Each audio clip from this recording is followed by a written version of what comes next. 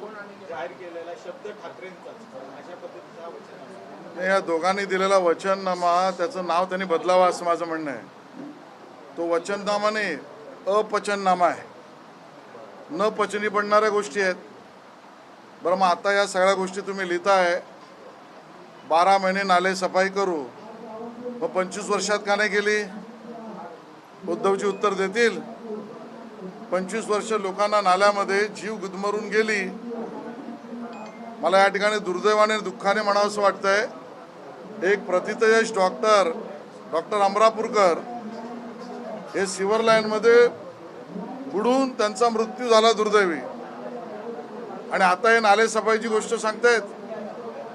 घाटकोपरमध्ये एक भगिनी पावसाच्या वेळेला घरी चक्कीवर त्या ठिकाणी पीठ दळायला निघाली आणि उघड्या स्टॉर्म वॉटर ड्रेनमध्ये दुर्दैवाने तिचा पाय घसरला, तिचा मृतदेह समुद्रात सापडला.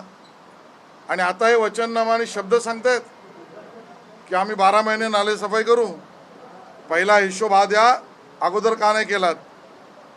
बरं, 700 फुटाच्या घरांना करातना सूट देऊ, मागणी कोणाची? मी एक्सवर पोस्ट केला, माझा व्हिडिओ आहे. मुंबई महापालिकेमध्ये ज्या वेळेला 500 फुटाच्या घरांचा करमाफीचा विषय आला, त्यावेळेला 700 फुटाची मागणी भारतीय जनता पक्षाने केली. उद्धवजी तुमच्या पक्षाने विरोध केला.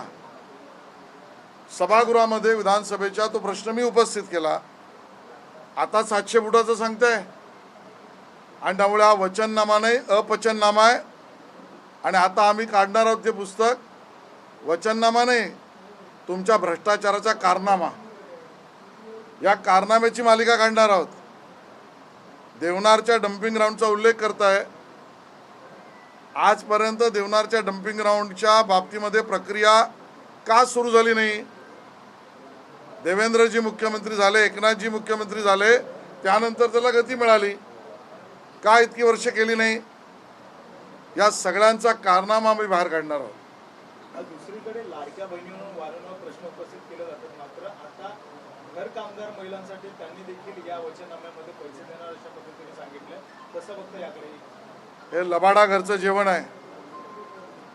दोन्ही पक्षांचा, मनसे आणि उभाटा सेनेचा हा वचननामा म्हणजे लबाडा घरचं जेवण आहे. लाडक्या बहिणींच्या 1,500 रुपयाला विरोध केला, न्यायालयापर्यंत जाऊन विरोध केला. या स्कीममध्ये लाडक्या बहिणींना 1,500 रुपये मिळवण्यापासून रोखण्याचं पाप हे उभाटा सेना आणि काँग्रेसने केलं. आता हे 1,500 रुपये देणार सांगतायत. आणि म्हणून त्यांच्या म्हणण्यावर कोणाचा विश्वास नाही.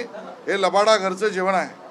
दुसरीकडे जर बघितलं असेल तर जे बिनविरोध निवडून आलेले आहेत त्याच्यावर देखील प्रश्नचिन्ह उपस्थित केलेला, लोकशाहीची कुठेतरी हत्या करतात अशा पद्धतीने सांगतात. मुळामध्ये यांना लोकशाही प्रक्रियेमधल्या निवडणूक यंत्रणांचे नियम माहिती आहेत का? अहो, निवडणूक प्रक्रिया ही कायद्याप्रमाणे चालते. निवडणूक आयोग चालवतं. तुमच्या घरगुती कलासारख्या चालत नाही. मामाकडे बसल्याने सोडवल्या. आणि त्यामुळे मामाकडे बसून सोडवण्याचे प्रकार तुमचे आहेत. निवडणूक आयोगाची प्रक्रिया आहे. अर्ज भरला जातो, अर्जानंतर छाननी होते, छाननीनंतर विड्रॉलची वेळ असते, त्यानंतर चिन्ह मिळतं. या प्रक्रियेत कोणी विड्रॉल केला तर तुमच्या पोटात काय दुखतंय? तुमच्या पोटात दुखण्याचं कारण काय?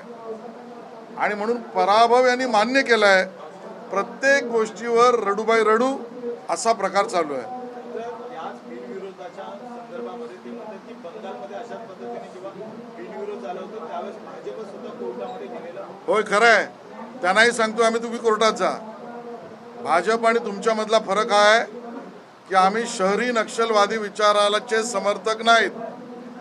आम्ही बंगालमध्ये सुप्रीम कोर्टात गेलो, सुप्रीम कोर्टाने आदेश दिला, तो मान्य केला. आम्ही निवडणूक आयोग चुकीचा आहे, ही प्रक्रिया चुकीची आहे, सुप्रीम कोर्टाचा न्याय बरोबर नाही, हे धंदे आम्ही केलेले नाहीत. तुम्हाला हवं असेल कोर्टात जा. दुसरीकडे या सगळ्या होत असताना कोविडच्या काळामध्ये जे काही केलं होतं त्याची पुस्तिका आम्ही बाहेर काढणार आहोत, मात्र यावर निवडणूक आयोग आक्षेप घेत असं उद्धव ठाकरे म्हणतात. मला वाटतं या सगळ्या गोष्टींचा काही अर्थ नाही.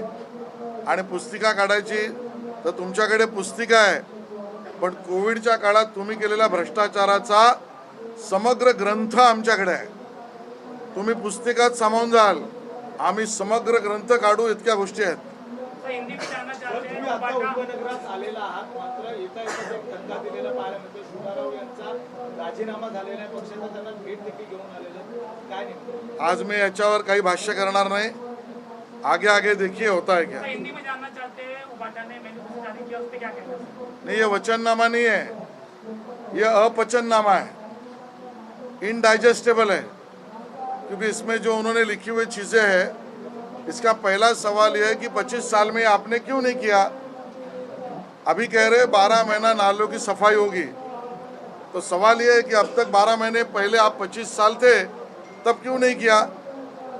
बहुत सारे दुर्भाग्यपूर्ण मृत्यु नाले में गिरकर लोगों के हुए, मुझे बताते हुए बहुत दुख हो रहा है.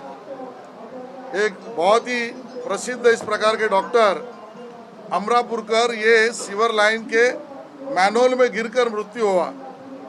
देश का नुकसान हुआ, दुख हुआ. ये राजनीति का मामला नहीं है. तब 12 महीने क्यों नहीं आपने साफ किए. घाटकोपर में एक महिला, हमारी भगिनी, वो चक्की पर जा रही थी आटा पीसने के लिए, स्टॉर्म वाटर ड्रेन में बारिश में फिसल गई. दुर्भाग्य से उसकी बॉडी समंदर में मिली. ये आपके समय उद्देश्य हुआ, तब क्यों नहीं 12 महीने नाले साफ किए. और इसका मतलब ही स्पष्ट है, ये जो कह रहे हैं ये किसी को भी उसका भरोसा नहीं है. 700 स्क्वायर फुट के घरों को प्रॉपर्टी टैक्स माफ, ये आज कह रहे हैं. इनको पता नहीं, मैंने वीडियो भी एक्स पर डाला है. 500 स्क्वायर फुट का निर्णय जब मुंबई महापालिका में हुआ, उस समय पर भारतीय जनता पार्टी के नगर सेवकों ने मांग की 500 नहीं 700 फुट के लिए फ्री करो. उद्धव जी के दल ने उसका विरोध किया है, ऑन रिकॉर्ड विरोध किया. महाराष्ट्र के असेंबली में मैंने इस बात को उजागर किया. आज ये 700 फीट की बात कर रहे हैं, और इसके लिए झूठ बोले कौवा काटे, इतना ही उद्धव जी को हम कहेंगे. सर, मुख्यमंत्री देवेंद्र फडणवीस ने कहा कि मुंबई का मेयर हिंदू और मराठी होगा, उस पर क्या कहना है? सर, विपक्ष तो सही बात कही है भाई, क्यों नहीं होना चाहिए. मराठी ही होगा और हिंदू मराठी होगा, ये देवेंद्र जी ने कहा है, वो सच बात है. सर, ऑफिस का उद्घाटन करते हैं, क्या कहना है? भाई शुभकामनाएं देंगे. हमारे प्रकाश दरेकर जी को शुभकामनाएं देने के लिए हमारे प्रकाश सुर्वे जी आए, माजी सांसद गोपाल शेट्टी जी आए, हमारे प्रवीण दरेकर जी नेता है, संजय उपाध्याय जी है, और ब्रिज साहब भी है, जेपी मिश्रा जी भी है, आरपीआई के हमारे नेता भी है, और प्रकाश इधर गए, आप भी है, प्रकाश जी भी है, ताई पण है, सब लोग आए. अब जीत पक्की है. बरं, एक ज्या पद्धतीने गेल्या काही दिवसांपासून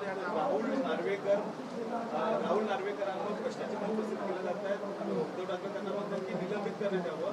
ज्या पद्धतीने त्यांनी पदाचा आहे तो गैरवापर. और निलंबित करायला काय उभाटाची शाखा आहे ती की आज मी पत्र काढलं, उद्या निलंबित केलं. आदित्यने अपॉइंट केला, उद्धवजींच्या माणसाने निलंबित केला. असं काय विधानसभेचं अध्यक्षपद असतं का. चला.